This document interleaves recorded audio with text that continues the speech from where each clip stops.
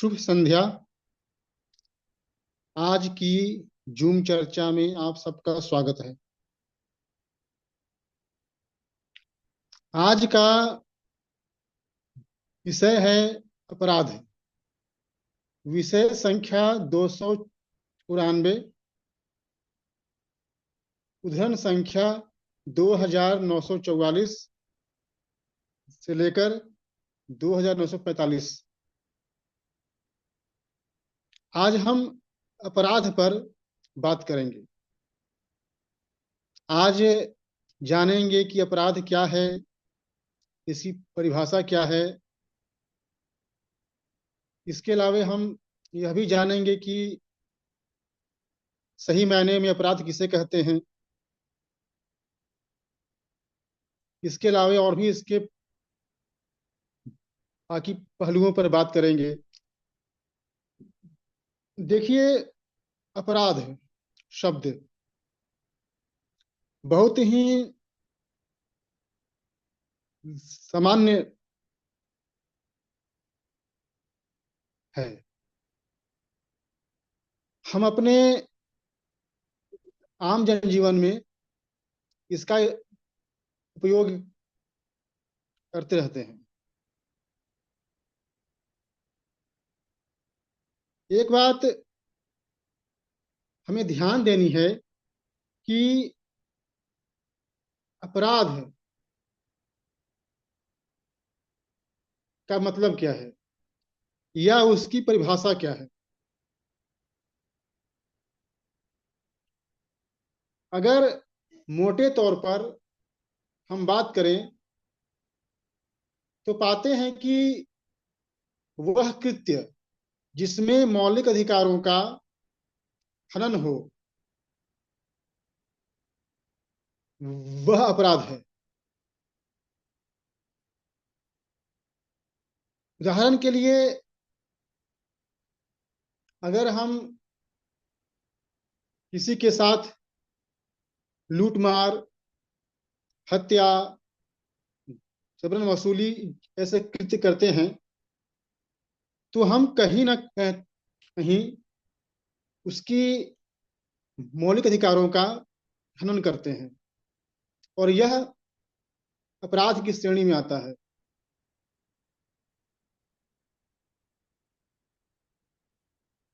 अपराध की अगर हम बात करें, इसको हम अच्छे से समझें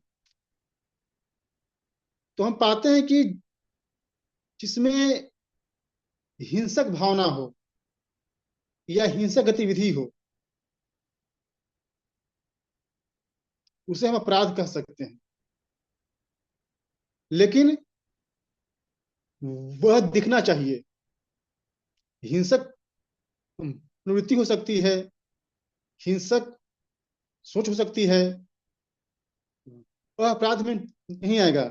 जब हम उसे धरातल पर उतारते हैं, क्रियान्वित करते हैं, तो वह अपराध है। अब हम बात को आगे बढ़ाते हैं कि जो हमारी संस्था है वह इस पे क्या कहती है। उसका कहना है कि अपराध दुनिया में सिर्फ 5 ही होते हैं, या अपराध 5 प्रकार के होते हैं। कौन कौन? चोरी, डकैती, लूट, ये ये पहला हुआ। दूसरा शील भंग यानी बलात्कार। तीसरा आतंक या दादागिरी। चौथा मिलावट। और पांचवा जालसाजी, धोखाधड़ी। यह अपराध के प्रकार हैं। ये सारे कृत्य अपराध की श्रेणी में आते हैं। अब हम इसमें देखते हैं कि जब ये 5 कृत्य समाज में किए जाते हैं तो कहीं ना कहीं जिसके विरुद्ध ये किया जाता है उसके मौलिक अधिकारों का हनन होता ही है। इसीलिए ये 5 कार्य अपराध की श्रेणी में आते हैं। अब इसका एक पहलू है, इस पर इस किताब में प्रकाश डाला गया है। वह पहलू यह है कि हम हमारे यहाँ अपराध की श्रेणी में ऐसे कई सारे असामाजिक, अनैतिक और गैर कानूनी कार्यों को भी डाल दिया गया है और उन्हें इंडियन पेनल कोड के तहत अपराध घोषित कर दिया गया है। जैसे जुआ खेलना, शराब पीना, गांजे का सेवन करना, वेश्यावृत्ति, दहेज, इस तरह के कृत्य को भी हम अपराध मानते हैं। लेकिन यह अपराध नहीं है, क्योंकि इसमें किसी के मौलिक अधिकारों का हनन नहीं होता है। अगर कोई व्यक्ति अपने पैसे से या किसी और के पैसे से शराब पीता है, तो वह किसी के मौलिक अधिकारों का हनन नहीं करता है। या ब्लैक मार्केटिंग करना या और भी कार्य, इसमें किसी के मौलिक अधिकारों का हनन नहीं होता है। अब सवाल यह है कि हमारे यहाँ ऐसा क्यों है, क्यों हम इन सारे सामाजिक और नैतिक कृत्यों को अपराध मानकर बैठे हुए हैं। उसके पीछे भी एक धृढ़ता है। हमारे यहाँ अधिक से अधिक अपराध डिक्लेयर किए गए ताकि जो हमारा समाज है उसका मनोबल हम तोड़ सके। अब जैसे कि अभी हाल ही में एक, या हाल ही क्या, बहुत पहले की बात है कि अगर कोई पुरुष किसी स्त्री को 30 सेकंड तक देखता है, वह अपराध है। यह अनैतिक है, यह असामाजिक है, यह बेशर्मी है, यह निर्लज्जता है, यह अशिष्टता है। लेकिन अपराध इसे कहना सही नहीं है। अगर सामने वाली महिला अगर उसे टोक दे, बस उसका इलाज हो जाएगा। लेकिन इसके लिए अपराध घोषित करना या उससे अपराधी मान लेना, यह गलत है। एक बात और है कि जितने जितना ज्यादा अपराध डिक्लेयर होंगे, उतने ही ज्यादा किसे जाएंगे, समाज टूटेगा। तो इससे कहीं ना कहीं जो राजनेता है, जो जो यहाँ का एलिट वर्ग है, उसे फायदा होगा। इसीलिए इस तरह की बातें की जाती हैं। जब जब हम अनैतिक और असामाजिक कार्यों को भी अपराध मान लेते हैं, तो कहीं ना कहीं हमारा समाज पे अप्रत्यक्ष रूप से नियंत्रण हो जाता है। और इसके पीछे यही कारण है। अब हम बात करते हैं कि जैसे हमने बोला अनैतिक, असामाजिक, देखिए, जो नीति के विरुद्ध है वह अनैतिक है। लेकिन अनैतिक से किसी के मौलिक अधिकारों का हनन नहीं होता है। और असामाजिक भी उसी को कहते हैं, जो समाज के द्वारा बनाए गए मानदंडों और उसूलों के खिलाफ हो, वह सामाजिक है। सामाजिक, असामाजिक और अपराध और समाज विरोधी, ये तीन तरह के कार्य होते हैं। इसे हम ऐसे समझते हैं, मान लिया किसी व्यक्ति की सड़क दुर्घटना में मृत्यु हो गई, तो एक व्यक्ति उसके लिए डॉक्टर को कॉल किया, पुलिस बुलाया, और जहां तक हो सके उसने भी सहायता की, वह सामाजिक है। एक व्यक्ति उसे देख कर आगे बढ़ गया, वह सामाजिक है। और तीसरा व्यक्ति उसके जेब से रुपये या जो उसके पास कीमती सामान है वह ले लिया, तो वह समाज विरोधी है। यह इसकी पहचान है। अपराध में हम क्या करते हैं, किसी के मौलिक अधिकारों का हनन करते हैं। तो हमें हमें ये जो हमें ये बात समझनी पड़ेगी कि नैतिक, अनैतिक, असामाजिक और अपराध है, ये अलग अलग हैं।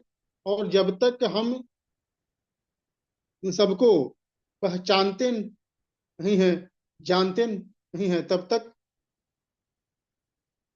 हम एक अच्छा समाज नहीं बना सकते।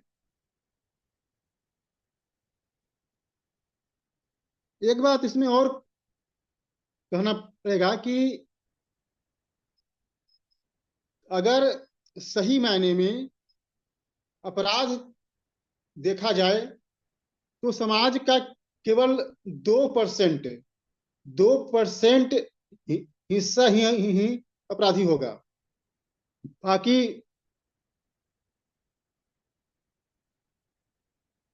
गैर अपराधी हैं। लेकिन जो हमारा कानूनी व्यवस्था है वह ऐसा है कि एक बड़ी आबादी अपराधी के दायरे में आ जाती है। अब टैक्स चोरी करना ये भी अपराध है। अगर आपके पास अधिक पैसा है और आपने उसका टैक्स सरकार को नहीं दिया है, तो आप जेल जाएंगे। तो इस तरह की बातें हम हमारे यहाँ है। तो फिर मेरा यही कहना है कि हम अपराध और बाकी जो कृत्य हैं उसमें अंतर करें, और उसी के आधार पर हम अपने समाज, राज्य और देश की कानून व्यवस्था को बनाएं।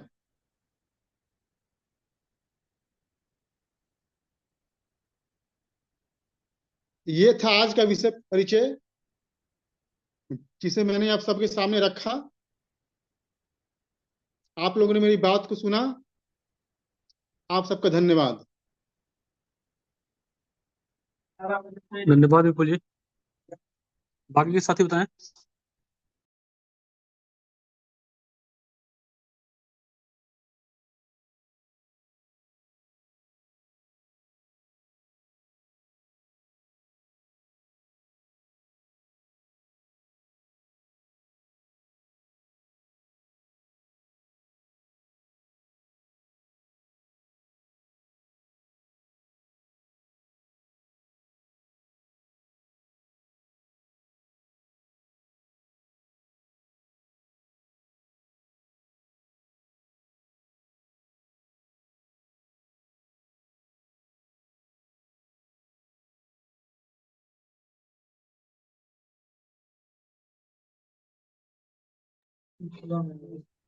बताइए।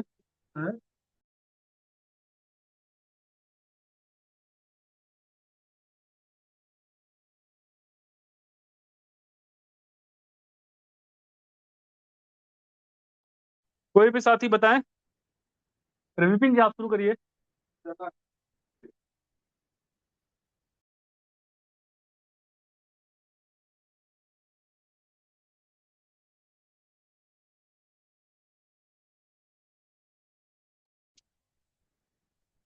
आज का जैसा विषय है, मैं रखता हूँ थोड़ा विषय अपराध के बारे में है। तो देखिए, वैसे तो विपुल जी ने जो है विस्तार दे ही दिया, नैतिक अनैतिक अपराध में क्या अंतर है। और एक लाइन ये भी कही कि जो मौलिक अधिकार हैं, किसी के फंडामेंटल राइट को प्रिवेंट करना ही जो है वो अपराध की श्रेणी में आता है। अब ये देखते हैं कि मौलिक अधिकार क्या हैं। तो वर्तमान में हमें 6 मौलिक अधिकार बताए गए हैं। हम लोग जब समझते हैं मौलिक अधिकार को, तो मौलिक अधिकार को हम लोग प्राकृतिक अधिकार कहते हैं।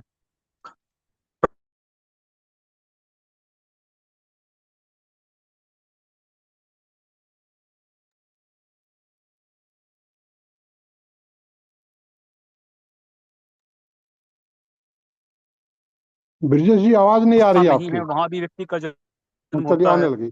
आवाज आ रही है विपुल जी? हाँ हाँ। हाँ, आ रही है अब। हाँ, अब आ रही है।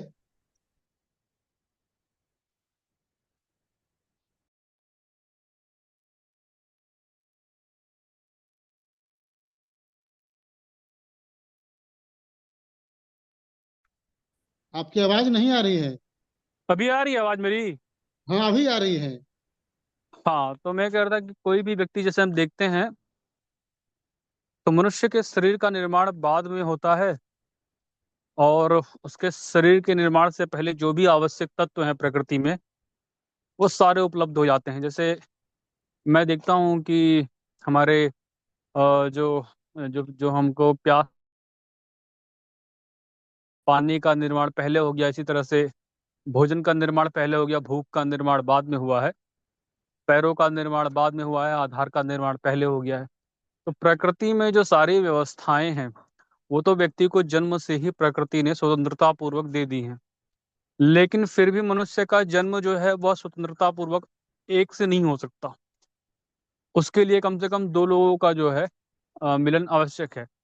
लेकिन वो प्रक्रिया जो है, वो प्रक्रिया तो प्राकृतिक ही कहलाएगी। क्योंकि हम जब अफेक्शन का रूल देखते हैं, या फिर हम अ, देखते हैं अट्रैक्शन होता है, तो अट्रैक्शन का जो रूल है, या फिर जो अ, प्रतिरोध होता है, तो वो सारे के सारे जो नियम बने हैं, हमारी भावनाएं हैं या हमारा शरीर है, सब कुछ तो प्राकृतिक प्रक्रिया के अंतर्गत ही है। इसीलिए इसे प्रकृति प्रदत्त मानकर चलना ही ठीक है मेरे दृष्टिकोण से। फिर भी इस व्यवस्था को कोई ना कोई निर्धारित करने वाली इकाई तो होगी। जाहिर सी बात है, वो संविधान के द्वारा होगा, समाज के द्वारा हो, कोई न कोई इकाई तो बनेगी। तब हम मननशील जो भी विचारशील लोग हैं, उनका एक समूह देखते हैं, और वो विचार मंथन करने के बाद एक व्यवस्था का निर्माण देते हैं, और उस व्यवस्था के अंतर्गत जो है वो मौलिक अधिकारों की सुरक्षा की गारंटी देते हैं। तो ये देखना पड़ेगा कि हमें प्रकृति से कौन कौन से अधिकार मिले हैं। सबसे पहले तो जो जीवन है, वो भले ही दो व्यक्तियों से मिलकर के हुआ है, लेकिन वो जीवन जो है वो प्राकृतिक प्रक्रिया से ही मिल रहा है। तो जीवन को हम मौलिक अधिकार मान लेते हैं। दूसरा, हर व्यक्ति अपने परिश्रम पुरुषार्थ से जो है कुछ ना कुछ अर्जित करने के लिए प्रकृति में स्वतंत्र है। प्रकृति ने संसाधन भी उपलब्ध कराए हैं। तो वहां पर जब हम देखते हैं, तो व्यक्ति जो है संपत्ति की स्वतंत्रता, वो उसका मौलिक अधिकार हो जाता है। इसी प्रकृति ने मनुष्य को जन्म देते समय ही उसको वाणी भी दी है, उसको कंठ भी दिया है, कंठ में स्वर भी दिया है, सब कुछ दिया है। अर्थात वहां पर अभिव्यक्ति की स्वतंत्रता भी हो जाती है, अपनी बात रखने की स्वतंत्रता भी हो जाती है। और कोई व्यक्ति अपनी व्यवस्था में किस प्रकार से रह सकता है, उसमें जो है स्वनिर्णय की स्वतंत्रता भी आ जाती है। ये चार चीजें जब हम देखते हैं। इसके अलावा जैसे वर्तमान जो संवैधानिक व्यवस्था है, जिसमें शिक्षा को, चिकित्सा को या अन्य चीजों को भी जो है दुनिया के अलग अलग देशों में अलग अलग तरह से मौलिक अधिकारों की परिभाषा है। ये देखना पड़ेगा, जैसे ही व्यक्ति एक से दो होता है तो उसके जो मौलिक अधिकार है वो मौलिक न रह करके संवैधानिक या सामाजिक हो जाएं तो बहुत अच्छा है। अर्थात जो आज की भी हमारी व्यवस्था है उसमें अगर हम उसे सामाजिक अधिकारों में डाल दें या फिर हम उसे संवैधानिक अधिकार घोषित कर दें संरक्षण के दृष्टिकोण से, तो वो व्यवस्था भी ठीक है। लेकिन मौलिक अधिकार वही मानकर चलने चाहिए जो प्राकृतिक हैं। अब इन चारों चीजों में एक बात कॉमन आती है जब हम कहते हैं जीवन की स्वतंत्रता, अभिव्यक्ति की स्वतंत्रता, संपत्ति की स्वतंत्रता और स्वनिर्णय की स्वतंत्रता। इन चारों में एक शब्द कॉमन है, वो है स्वतंत्रता। आप फ्रीडम ऑफ लाइफ कहिए या फ्रीडम ऑफ स्पीच कहिए, फ्रीडम जो है वो कॉमन वर्ड है। और जब से ही आपने फ्रीडम को कॉमन वर्ड कहा तो इसका मतलब मौलिक अधिकार फिर चार भी नहीं रह जाते हैं। मौलिक अधिकार वास्तव में केवल एक ही है, वो है स्वतंत्रता। और उसके बाद जब हम स्वतंत्रता की सुरक्षा बात करते हैं, अर्थात जीवन की स्वतंत्रता अलग चीज है, जीवन की स्वतंत्रता की सुरक्षा अलग चीज है। इसमें एक शब्द और जुड़ जाता है स्वतंत्रता के बाद, की सुरक्षा। इसी तरह से अभिव्यक्ति की स्वतंत्रता के बाद हम एक शब्द और जोड़ देते हैं इसमें, स्वतंत्रता की सुरक्षा। अर्थात वहां पर जब स्वतंत्रता की सुरक्षा शब्द लग गया तो सुरक्षा क्या होता है, हमारा संवैधानिक अधिकार है। अर्थात प्रकृति प्रदत्त जो भी अधिकार हैं उसको हम संवैधानिक अधिकार मान लेते हैं। लेकिन संवैधानिक अधिकार क्या है?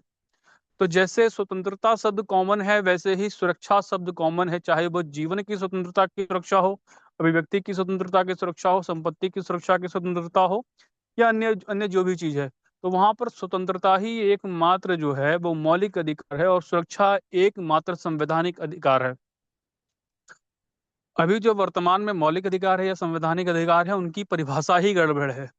जब उनकी परिभाषा गड़बड़ है और सुरक्षा को हम संवैधानिक अधिकार मानकर चल रहे हैं तो जाहिर सी बात है उस आधार पर बने हुए अपराध की जो परिभाषा है वो परिभाषा अपने आप गड़बड़ हो जाती है।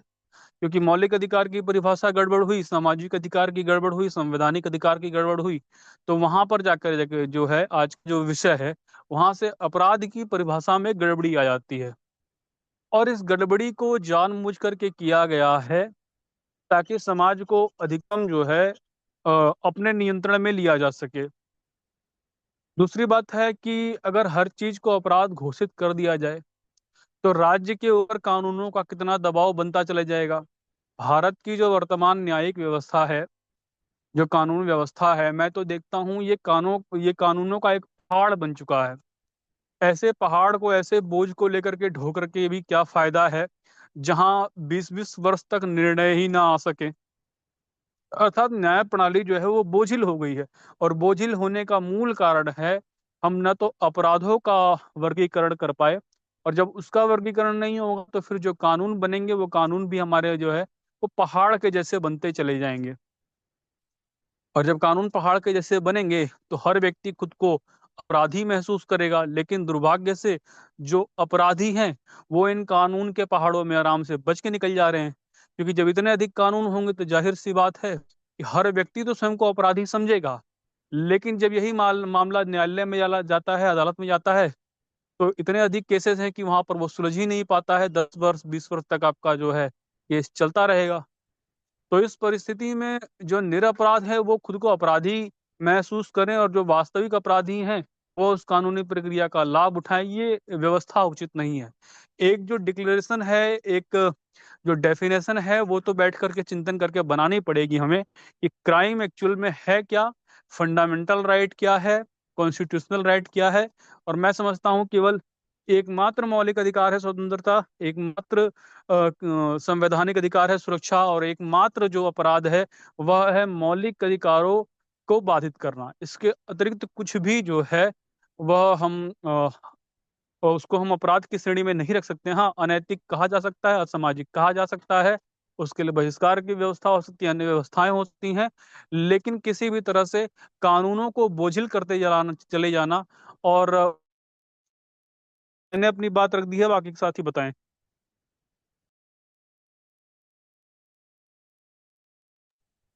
मोहन जी कुछ कह रहे थे। सुधीर जी, आप कुछ कह रहे हैं, बताइए। नहीं, अभी तो मैं सुन रहा हूँ। जी जी जी, ठीक है। मोहन जी शायद नहीं है, कोई और साथी बताएं।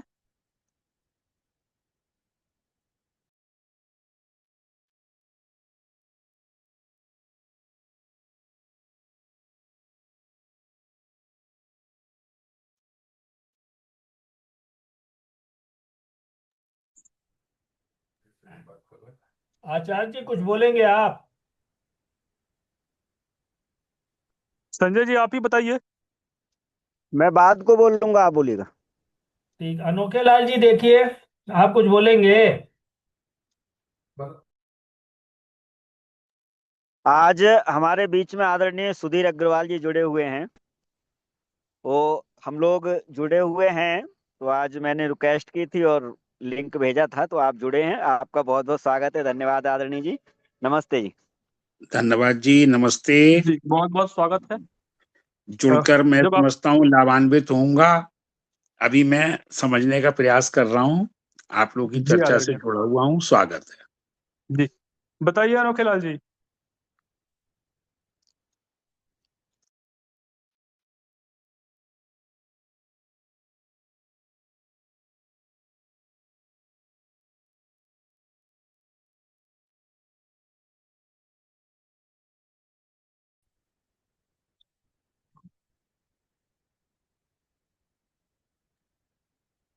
चलिए, जब कोई नहीं बोल रहा तो मैं ही बोलता हूँ फिर।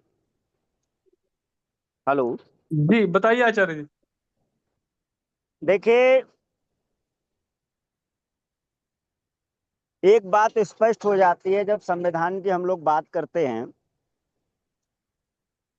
कि संविधान के जो रचयिता थे वो लगभग बहुत बार हम लोगों ने डिबेट की है, बहुत बार बैठे हैं, चर्चा हुई है, तो यही पाया है कि वो जो लोग थे वो सब इंग्लैंड के पढ़े हुए थे और वो लॉयर थे, वकील थे। वहां की जो व्यवस्था थी, जो नियम थे, जिस तरह का संविधान उनके यहाँ था, लगभग वो हमारे यहाँ प्राप्त होता है। उसके साथ हम एक और बात देखें तो कुछ हमारे यहाँ पर जो अंग्रेजों ने कानून बनाए समाज को अपने अंडर में रखने के लिए, वो कानून लगभग हमारे मिलते हैं संविधान में अनुच्छेद के हिसाब से, एक्ट के हिसाब से।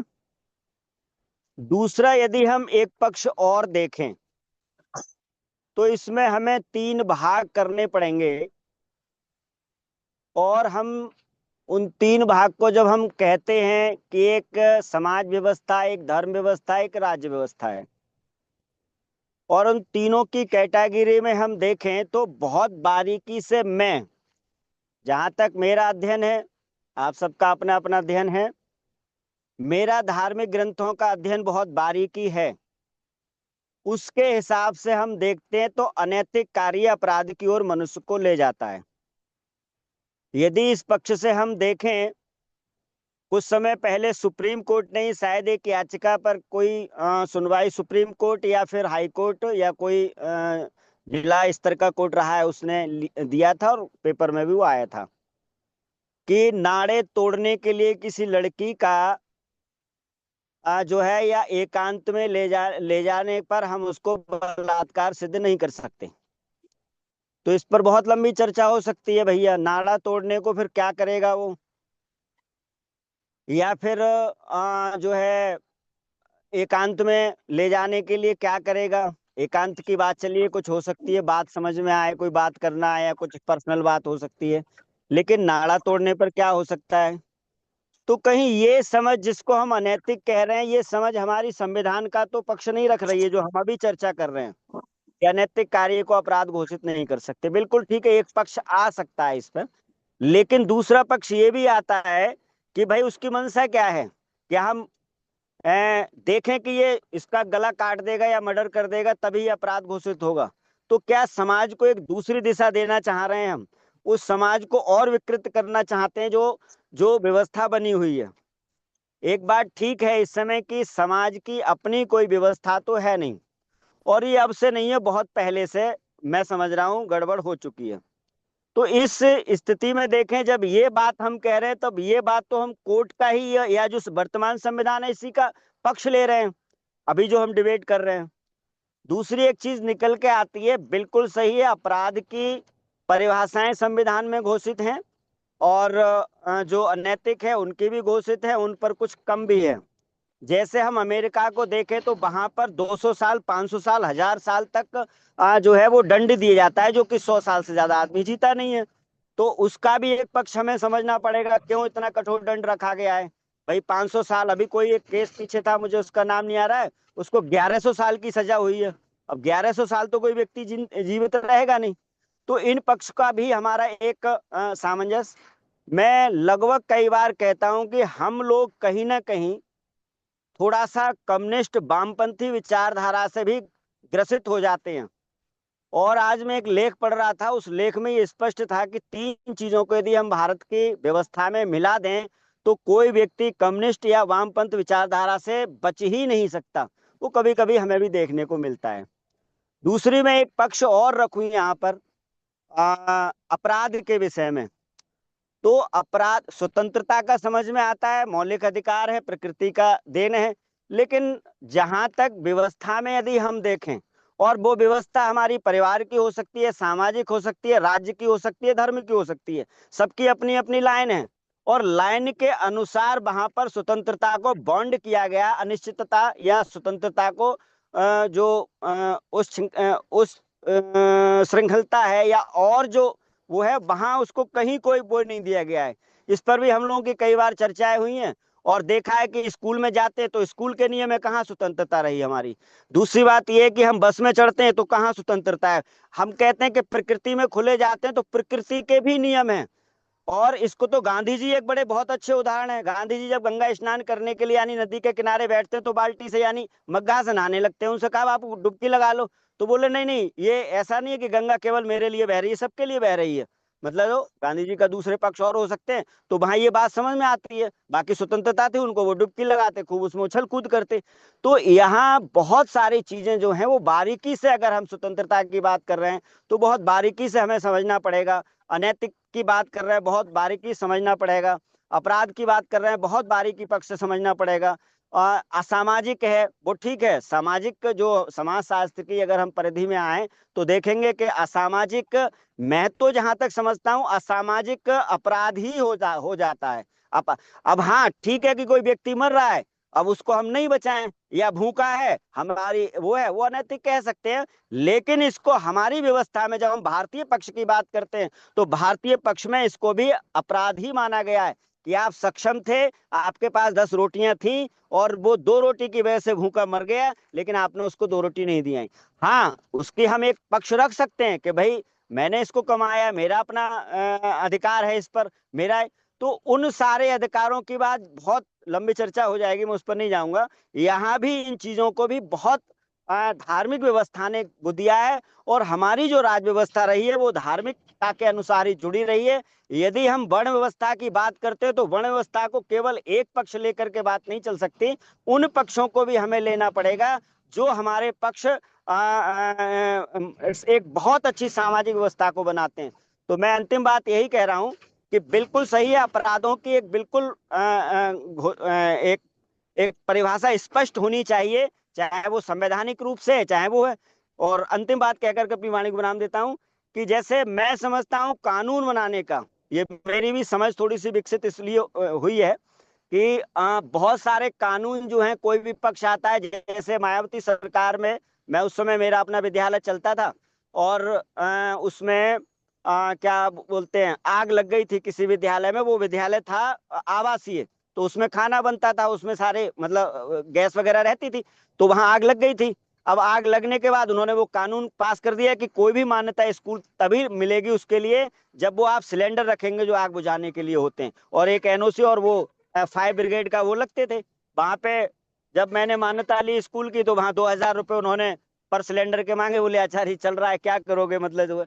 तो एक पक्ष वो हो जाता है तो इसी तरह से वो कानून बना दिया है कि मान्यता आपको तभी मिलेगी जब मतलब जो है आप वहां अग्निशमन का कोई व्यवस्था कर लेंगे। जो कि जो अप डाउन के स्कूल है उसमें तो आग का कोई मतलब नहीं है, लेकिन चांस हो सकता है लग जाए, पड़ोस है, ये है वो है, तो ये बड़ी लंबी चर्चाएं हो जाती हैं। और कानूनों का एक जो दायरा होता है वो यही होता है, मैं समझता हूँ कहीं से कोई एक घटना हुई या कोई आवाज उठी या किसी तरह का वो हुआ और वहां पे एक एक्ट बना दिया गया, कानून बना दिया गया, उसका दुष्प्रभाव समाज पे पड़ता ही है। जो एडवोकेट है, लॉयर है और जो पक्ष हैं उनको हमारी लूटपाट का वो मिल ही जाता है। तो मैं इस बात से बिल्कुल सहमत हूँ कि अपराधों की एक स्पष्टता जो है, परिभाषा होनी चाहिए। और बहुत सारे अनैतिक कार्य, असामाजिक अपराध हो सकते हैं, लेकिन बहुत सारे अनैतिक और असामाजिक कार्य अपराध नहीं भी हो सकते हैं। जी धन्यवाद। धन्यवाद आचार्य जी। बताइए मंगला प्रसाद जी। हाँ, नमो नमः, धन्यवाद। आज जो है कि अपराधों की चर्चा हो रही है, अपराध के प्रकार, अपराध की विकृति, अपराध के सही मायने परिभाषित करने की आवश्यकता। मैं समझता हूँ अपराध को सही मायने में परिभाषित करने की आवश्यकता है, क्योंकि अपराध को अभी तक परिभाषित सही ढंग से नहीं हो पाया है। अपराध को परिभाषित कैसे किया जाए यह समझना है। बजरंग मुनि जी कहते हैं कि असीम स्वतंत्रता, यानी कि यहाँ पर एक दूसरे से असात्मता यानी कि टकराव की स्थिति उत्पन्न हो, वहां से हमारा जो है कि हर चीज जो है कि अनुचित हो जाता है। तो इसको अलग दृष्टि से देखते हैं। विषमता, विसंगति, असात्मता, माने हमारे क्रिया से कोई जो है कि विसंगति पैदा होती है, यानी कि उससे, उस विसंगति की वजह से परिवार में, समाज में, व्यक्ति में कुछ जो है कि दोष और विकार को प्रवृत्त करता है। असात्मता यानी कि हम सात्व नहीं कर पा रहे हैं, संतुलन नहीं दे पा रहे हैं, हम दूसरे के प्रति असात्व होंगे, उसके लिए हानिकारक हो गए, यह भी अपराध है। विषमता, जो संतुलन होना चाहिए समता का, समरसता का, उसमें विषमता उत्पन्न कर रहे हैं, वो अपराध है। कुल मिला के जो जैविक प्रक्रियाएं हैं संसार की, जैविक पोषण प्रक्रियाएं, जीव की जो है कि आनंद का और ज्ञान का जो प्रक्रियाएं हैं, वह जो है कि आनंद से, समरसता से, सात्वता से बढ़ती है, असात्मता से, विषमता से, विसंगति से वह घटती है। तो अनादिकाल से यह चला रहा है। बुराई अच्छाई के युद्ध में, देवासुर संग्राम से लेकर के वर्तमान काल में जो है कि इस्लाम का टकराव है, उसी का स्वरूप है। तो अनवरत चला रहा है। तो सभी एक पक्ष जो है कि जहां से भी समरसता बने, जहां से सात्वता बढ़े, जहां से संगति में विकास हो, वहां हर चीज ठीक है। यदि आप उसको कर नहीं सकते हैं तो कम से कम जो है कि आप असात्वता, विसंगति, विषमता उत्पन्न न करें। अब ऐसा कोई भी ऐसा अपराध जो है कि जहां सब लोग सभ्य समाज के लोग हैं और वहां पर सभ्य समाज के समूह हैं, वहां पर जो है कि एक अच्छा स्तर है, वहां अपशब्द बोलना, नग्नता उत्पन्न करना, या जो है कि ऐसा कुवाच्य बोलना, अश्लीलता प्रकट करना, उसको जो है कि अपराध कहा जा सकता है।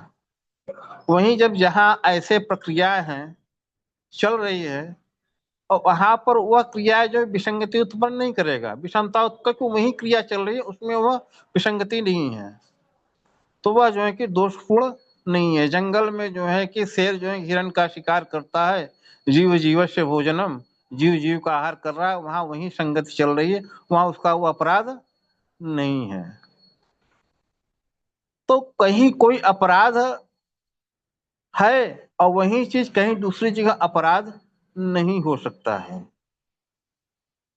अब यहाँ पर यह है कि मांसाहार काबन बात है, और जहाँ पर शुद्ध सात्विक आहार लिया जाता है वहां पर जल और अन्न को जो है अपवित्र कर देना अपराध है।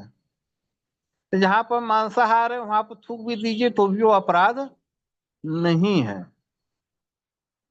अब आप जो है किसी को जो है कि दोस्तों मित्रों के साथ तू तड़ाक और थोड़ा उठपटाक बातें हो जाती है, वहीं जो है कि किसी जो है कि पूजनीय व्यक्ति सम्मानीय व्यक्ति को इस ढंग से कर दिया जाए तो उसकी हत्या के बराबर हो जाती है कि उसको अपमानित कर दिया गया, उसके जो है कि ओजस्व का क्षरण कर दिया गया, उसके जो है कि प्रतिष्ठा को धूमिल किया गया, तो वहां पर वो अपराध हो गया क्योंकि वहां विसंगति है।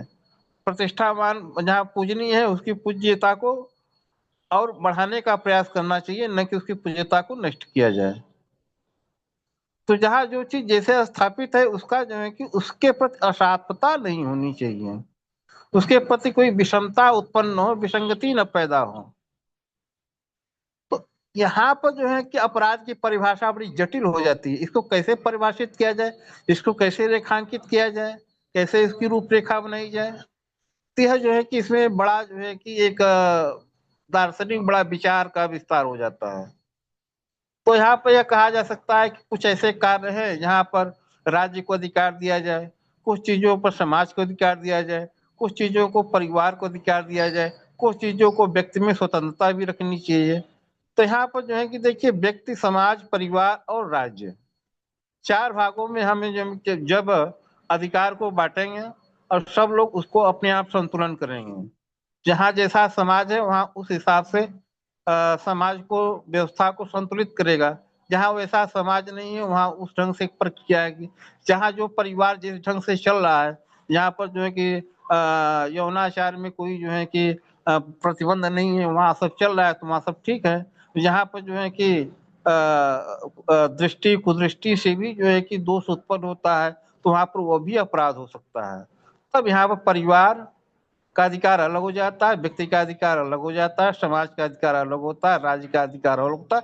राज्य किन किन चीजों पर दंड दे यह जो है कि निर्धारित होना चाहिए वहां पर, और जिन चीजों को राज्य समझ नहीं सकती वहां पर समाज को, व्यक्ति को, परिवार को देना चाहिए। ऐसे जो है कि अपराधों में कोई प्रकार नहीं है, एक ही प्रकार है, बस जो है कि हम असात्मकता को उत्पन्न करते हैं, विसंगति को उत्पन्न करते हैं, विषमता को उत्पन्न करते हैं, वो अपराध है। और यदि जो है कि हम सात्मता, समता और सुसंगत उत्पन्न नहीं कर सकते, कम से कम इसकी विरोधी न हो, इसका ध्यान रखें। इसी के साथ अपनी बात समाप्त करता हूँ। धन्यवाद। धन्यवाद आदरणीय। बाकी के साथी बताएं। इस संबंध में क्या नमस्ते मैं कुछ सभी बोलूं? साथियों के लिए। आवाज आ रही है मेरी कि या अन्य कोई भाई बोलना है? नहीं नहीं, आप बताइए, आप बताइए, बताइए। देखिए, अपराध अगर हम गंभीरता से देखें तो अपराध कई प्रकार के होते हैं। जैसे कोई किसी का मर्डर कर देता है, ये भी एक गंभीर अपराध है। अगर कोई चोरी करने जाता है और किसी का धन माल लूट के मतलब लेके आता है, ये भी एक अपराध की ही श्रेणी में है, मतलब क्योंकि दूसरे की उसने हानि की है और अपना भला करा है। चाहे वो क्या पता वो कितना गरीब व्यक्ति है जिसने अपने मेहनत परिश्रम से अपने घर की व्यवस्था बनाई है, कुछ जेवर वगैरह जो भी है व्यवस्था उसकी, और चोर चुरा ले जाते हैं, तो ये भी एक अपराध की श्रेणी में आती है। दूसरी बात, जैसे अगर कोई, जैसे कॉलेजों में लड़कियां जाती हैं और मतलब लड़के छेड़छाड़ करते हैं, तो इसको गंभीर अपराध तो ना कहेंगे, लेकिन इसको अनैतिक और असामाजिक कहेंगे। अगर कोई छेड़छाड़ करता है किसी की लड़की से, कॉलेज में जो लड़कियां पढ़ने के बाद रास्ते में जाती हैं, अगर कोई छेड़छाड़ करता है वो भले ही अनैतिक और असामाजिक है, लेकिन ऐसे युवाओं को अगर दंड ना दे परिवार या समाज या मतलब पुलिस, तो ये निरंतर अपराध बढ़ते जाएंगे। आज वो छेड़छाड़ कर रहा है, कल जबरन मतलब गाड़ी में डाल कर ले जाएगा, बलात्कार करेगा, मर्डर भी कर सकता है। तो अगर ऐसे अपराधों पर अगर अंकुश ना लगाया पुलिस ने या समाज ने, तो ऐसे अपराध जो है वो युवा जो है गंभीर अपराध करेंगे और फिर उसका दंड भी उनको मिलेगा। लेकिन पहले कंट्रोल उनको बहुत जरूरी है। छोटे छोटे, भले ही वो अनैतिक है, असामाजिक है, लेकिन उनको फिर भी दंड मिलना चाहिए। दूसरी बात, हमारे देश में पहले भी अपराध होते थे और आज भी अपराध हो रहे हैं, लेकिन विदेशों की अपेक्षा जो विदेशों में अपराध होते हैं वहाँ कठोर से कठोर दंड दिया जाता है। अरब ईरान में अगर कोई किसी की चोरी भी, मतलब किसी की चोरी कर लेता है तो उसे तुरंत मृत्युदंड दिया जाता है, फांसी पर लटका दिया जाता है। तो ऐसे भयभीत होकर कोई भी वहाँ अपराध नहीं करता। और हमारे देश में क्या है कि अगर कोई भी कत्ल कर देता है तो कत्ल मतलब अपराधी को, जिसने कत्ल कर रहा है, पुलिस उसको जेल में डाल देती है। 10-10 साल 20-20 साल व्यक्ति जेल में रहता है और वो फिर छूट जाता है, 20 साल उम्र कैद हो जाती है, छूट जाता है। तो जबकि सरकार पूरा खर्चा उसका उठाती है, लेकिन उससे बस इतना ही दंड मिला मृत्यु का कि उसको जो है 10-20 साल जेल में रहना पड़ा। और अगर मर्डर करने के बाद जज जो है वो 10-5 लाख रुपए ले लेते हैं तो बस 1-2 महीने में भी जमानत हो जाती है। तो इस तरह से हमारे देश की जो न्याय प्रणाली है वो बड़ा लूज है, ढीली है, लापरवाह है। बरसों तक केस जो है चलते रहते हैं और एक नहीं, हजारों लाखों की संख्या में जो है इस तरह से केस चलते रहते हैं। सरकार का भी व्यय होता है, खर्चा होता है, क्योंकि हजारों की संख्या में जेलों में अपराधी डाले जाते हैं और उनका खर्चा, खाने पीने का हर व्यवस्था सरकार उठाती है। तो इस तरह से हमारी जो न्याय प्रणाली है, न्याय व्यवस्था है, वो बड़ा ही ढीली है। और जब ढीली है तो अपराध तो निरंतर बढ़ेंगे, चाहे सरकार योगी की हो, मोदी की हो या कांग्रेस की हो। तो इस तरह से जो है, जो गंभीर अपराध व्यक्ति करता है उसको उसी के अनुसार अगर दंड नहीं दिया जाता है तो ये इस तरह के अपराध निरंतर बढ़ते ही रहेंगे और बढ़ रहे हैं। अब इतना तो है कि जो हमारी वर्तमान में सरकार है, लोकतंत्र है, मतलब जो हमारे जो सीमा पर रक्षक हैं वो, मतलब उनको स्वतंत्रता है गोली मारने की। दूसरे देश वालों को अगर वो अटैक करते हैं तो हमारी भी फौज जो है उनसे निपट लेती है। लेकिन पहले जो सरकारें थीं उनमें हमारे जवान मार दिए जाते थे, चाहे 10 मर गए या 20 मर गए, बस प्रधानमंत्री बस इतना ही कह देते, मतलब पत्रकार या अखबारों में ये निकल जाता था कि प्रधानमंत्री ने मतलब दुख व्यक्त किया है उनकी मृत्यु पर। लेकिन अब ऐसा नहीं है, अब खुली छूट है। वो खैर सीमा वाले मामले हैं, जवानों का मामला है, वो सीमा सुरक्षा उनका अपना कर्तव्य है, वो निपट रहे हैं। लेकिन हमारे देश में जो जनता रह रही है, हमारा समाज रह रहा है, यहाँ मतलब निरंतर अपराध बढ़ रहे हैं। तमाम लड़कियों को बहला फुसलाकर मतलब भगा ले जाते हैं और धर्म परिवर्तित करा देते हैं। तो ये अपराध जो है वो बढ़ रहे हैं। इन पर मतलब हमें विचार करना है और गंभीरता से मतलब सोचें तो एक अपराध कब रुकेंगे, ये बड़ा चिंतनीय विषय है। दूसरे विषय ये है राजनेता कुछ अपराधी किस्म के, जिन पर 10-10 20-20 मुकदमे चल रहे हैं, उनको हम सपोर्ट करके उनको हम मत देकर और राज्यसभा और केंद्र संसद में भेज रहे हैं, विधानसभा और संसद में भेज रहे हैं, मतलब MP और MLA बनाकर। तो अगर इस तरह से जो अपराधी अगर नेता हैं वो संसद और विधानसभा में जाएंगे तो वो क्या मतलब अच्छे जनहित के कानून बनाएंगे और क्या देश का, समाज का और अपने क्षेत्र का विकास करेंगे। तो हमें इस बात पर भी गंभीरता से सोचना चाहिए कि हमारे जो हम ऐसे मतलब सच्चे, ईमानदार और देश हितैषी, समाज हितैषी नेताओं का चयन करके मत देकर हम संसद और विधानसभा में भेजें, जिससे अपराध ना बढ़े।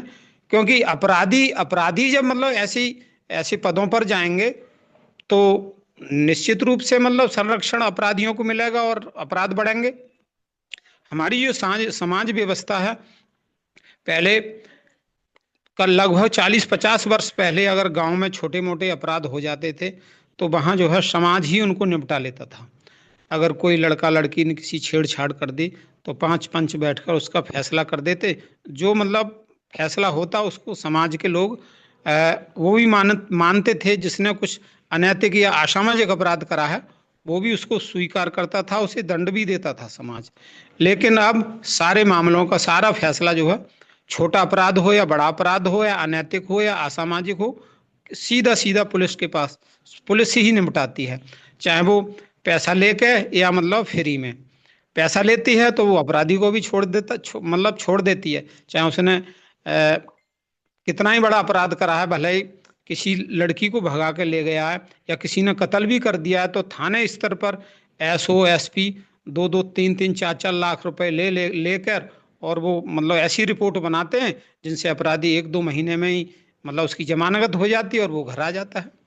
तो जब ऐसे ऐसे भ्रष्ट पुलिस अधिकारी हैं और न्यायालय में भी मतलब बड़े बड़े जज रिश्वत लेते हैं, तो क्यों ना अपराध बढ़ेंगे हमारे देश में।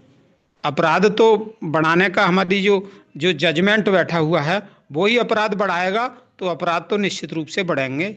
ये बड़ा ही गंभीर विषय है। जब तक हमारी न्याय प्रणाली सही नहीं होगी, न्याय व्यवस्था ठीक नहीं होगी दूसरे देशों की तरह, तब तक इस भारत में अपराध बढ़ते ही रहेंगे। बस इतना ही बोलूंगा। बाकी के साथी बताएं।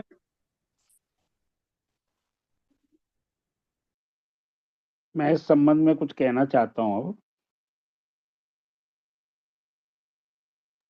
जी जी बताएं। मुझे जहां तक लगता है, वो जो मैंने सीखा, वो मैंने यही सीखा कि संवैधानिक व्यवस्था तो प्रत्येक मानव समुदाय या देश या परिस्थिति काल के बीच में होती ही है, लेकिन महत्वपूर्ण है कि जो संवैधानिक व्यवस्था है हम उसका कितना पालन सही रूप में करते हैं या नहीं करते। जहां तक सवाल है अपराध का, अधिकार का, कर्तव्यों का, पाप का या पुण्य का, उसका मेरी नजर में प्रत्येक कर्म के पीछे छुपा भाव होता है। हर व्यक्ति की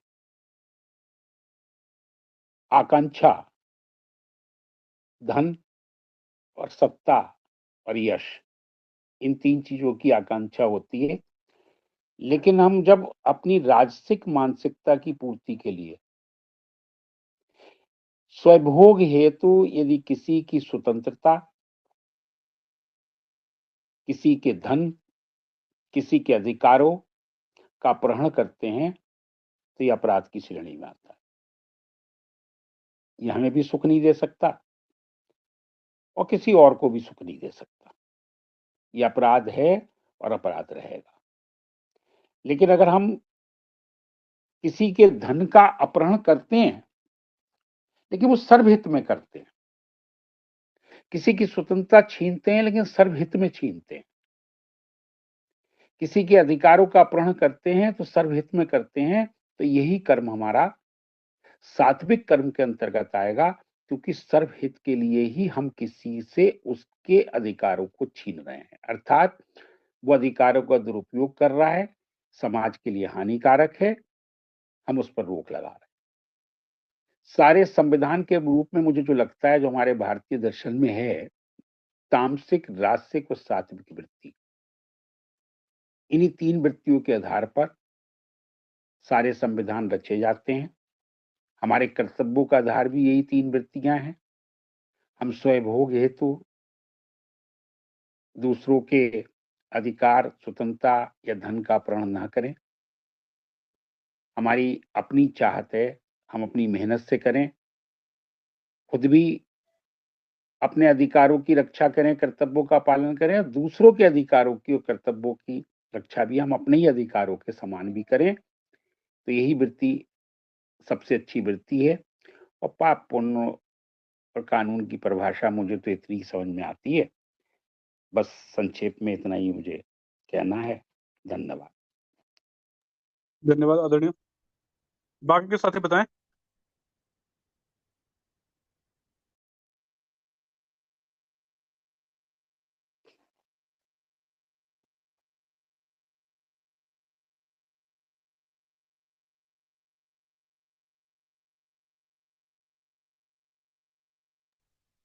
सभी साथियों को जय जय सीताराम।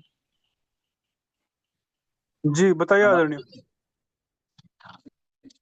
तो आज के विषय के बारे में सबसे बड़ी बात यह है कि अपराध है क्या और अपराध किसे कहेंगे। तो अपराध तो वो चीज है जो हमारे यहाँ शासन के द्वारा या जनता के द्वारा जो विधान बनाया गया है जीवन यापन करने का या तंत्र को चलाने का, उस की कोई अवहेलना करे। जो अवहेलना करता है तो वो कानून को तोड़ने का विधान है, वो है अपराध है। अब अगर कोई समाज के नियमों को अवहेलना करता है, जो समाज ने नियम बनाए हैं, तो वो होते हैं अनैतिक कार्य। व्यक्ति ना तो समाज के बाहर जीवन यापन कर सकता है, सुखी रह सकता है, और ना ही तंत्र के सिवा या तंत्र के बिना वो सुखी जीवन व्यतीत कर सकता है। अब तंत्र में खराबी कहाँ आती है? क्योंकि अपराध जब बढ़ रहे हैं तो अपराध तो कुछ ही चीजें हैं, जैसे मिलावटखोरी है, जैसे धोखाधड़ी है, जैसे किसी को शारीरिक नुकसान पहुंचाना है।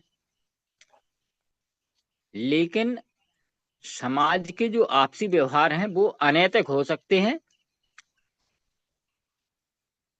असामाजिक हो सकते हैं, पर वो अपराध नहीं हो सकते हैं। जैसे हमारा दहेज है, भाई लड़की को पिता क्या देना चाहता है, इसमें इससे सरकार को क्या लेना देना है? कोई लेना देना नहीं है, लेकिन फिर भी सरकार अपनी नाक घुसाए हुए है समाज के कामों में। हमें अपनी लड़के की या लड़की की शादी कब करना है, उस किस उम्र में वो शादी के लायक हो गया है, इससे सरकार का क्या लेना देना? लेकिन फिर भी सरकार उसको अपराध बनाए हुए। हम लड़के को क्या काम करवाएं, कौन सा काम सिखाएं? वो 10 साल से सिखाना शुरू करेंगे या 15 साल से सिखाना शुरू करेंगे, इससे सरकार को क्या लेना देना? तो ये चीजें, क्योंकि जो समाज के दायित्व हैं, ये हमारी पेरेंट्स की जिम्मेवारी है। उस जिम्मेवारी को पेरेंट्स को निभाने नहीं दे रही है सरकार।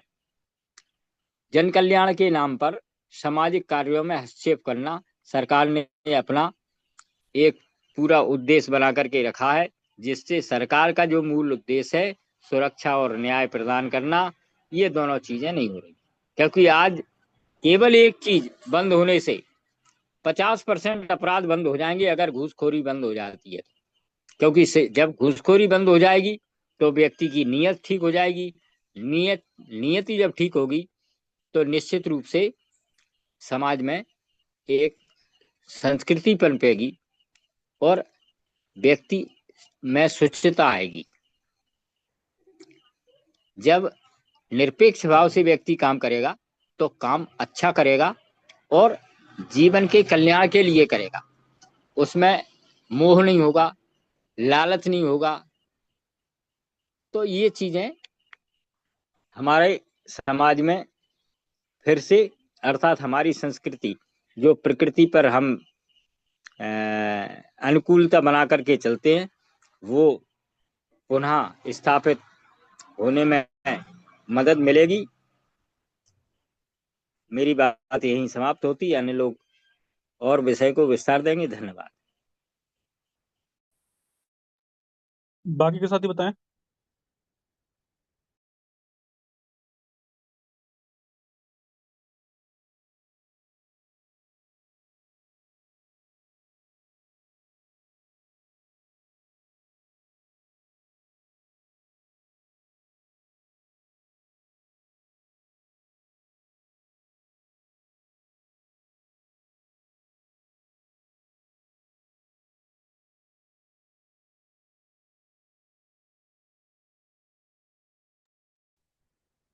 किसी साथी को कोई प्रश्न या बातें तो बताएं।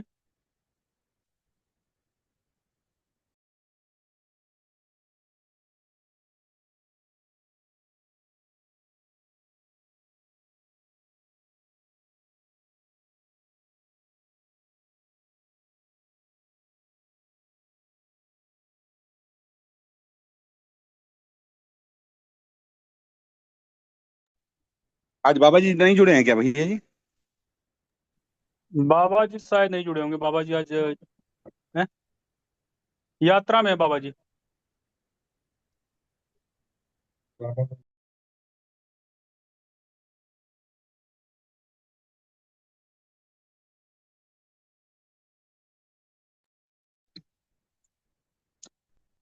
ठीक है, किसी साथी की कोई बात या प्रश्न नहीं है तो मीटिंग को फिर हम लोग समाप्त कर सकते हैं। मुझे बोलना है। हाँ हरिओम। तो बताइए। देखिए, मुझे नहीं पता क्या अपराध है क्या अपराध नहीं है, लेकिन मुझे केवल इतना बोलना है कि एक छोटा सा बीज से पूरा वृक्ष तैयार होता है, और कि कोई भी चीज कितनी भी बड़ी हो, वो एक छोटी सी शुरुआत से होती है। करत करत ऐसा बोलते हैं, करत करत अभ्यास से जड़ मति होत सुजान। तो मनुष्य जब एक बार कोई छोटी गलती या अपराध करता है तो वो अभ्यस्त हो जाता है। अंग्रेज लोग भी बोलते हैं practice makes the man perfect. तो पहली शुरुआत ही होती है अंतिम चरण की, ये मैं कहना चाहती हूँ। एक हमने कहानी सुनी थी कि एक बच्चा था छोटा, स्कूल में पेंसिल चुरा के लेके आता है। उसके बाद वो घर पे आता है तो उसके अभिभावक, उसकी माँ उसको कुछ बोलती नहीं है, इग्नोर कर देती है, अनदेखा कर देती है कि ये कोई बहुत बड़ी बात नहीं है। उसके बाद फिर वो झगड़ा करता है, मार पिटाई करके आता है, फिर वो बड़ी चोरी करता है, फिर एक दिन वो मर्डर कर देता है और जेल में चला जाता है और उसको फांसी की सजा होती है।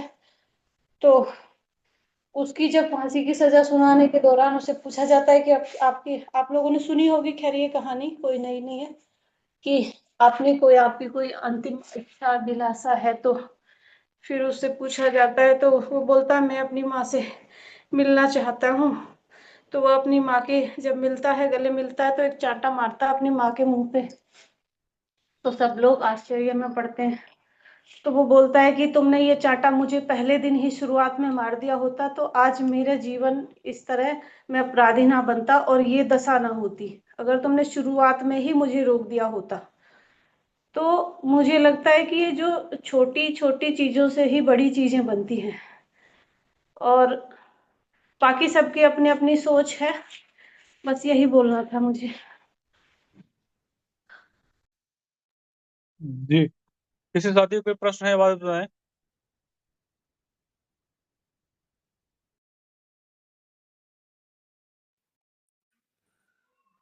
क्या मेरी आवाज आ रही है? जी आदरणीय, बताइए।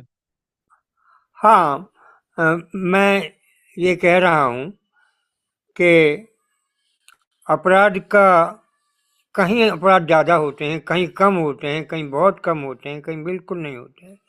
तो कारण क्या होता है? एक स्थिति तो ये है कि अपराध हुए, उसे दंडित किया, और एक स्थिति ये कि अपराध हुए ही नहीं। तो अपराध नहीं होते हैं तो क्यों नहीं होते हैं, और होते हैं तो क्यों होते हैं?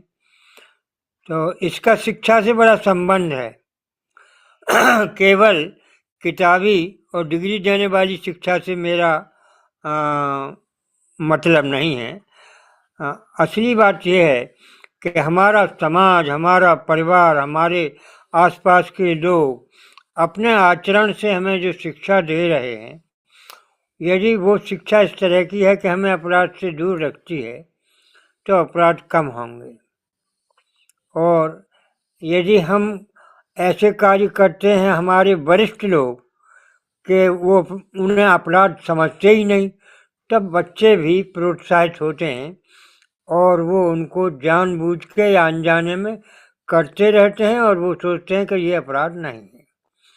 माननीय मुनि जी ने जो क्लासिफिकेशन किया है कि कौन कौन से काम अपराध हैं और कौन कौन से अपराध नहीं हैं, वो बहुत अच्छा है। हमारी सरकार की परिभाषा में तो अनेकों कार्य अपराध हैं, लेकिन मुनि जी ने जो उनको छांटा है कि कौन से काम अपराध हैं, कौन से अनैतिक हैं, कौन से गैर कानूनी हैं, वो बहुत अच्छा है। तो गैर कानूनी कामों को अपराध कहना गलत है। गैर कानूनी काम करने वाले को उतनी सजा नहीं मिलनी चाहिए जितनी अपराध करने वाले को मिलनी चाहिए। धन्यवाद, यही कहूँगा।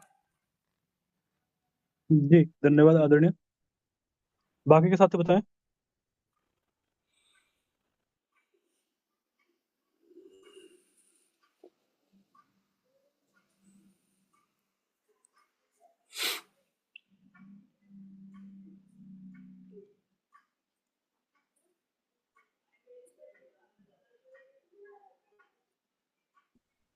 ठीक है, आज की मीटिंग को समाप्त कर सकते हैं फिर।